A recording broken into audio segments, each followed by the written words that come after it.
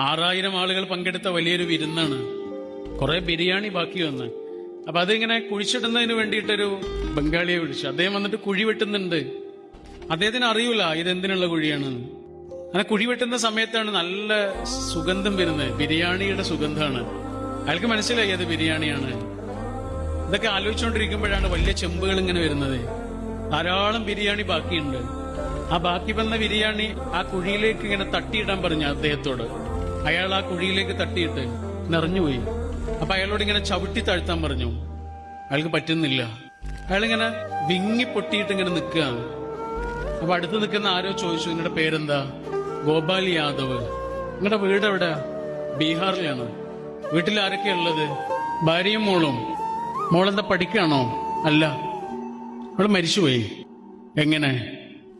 പട്ടിണി കൊണ്ട്.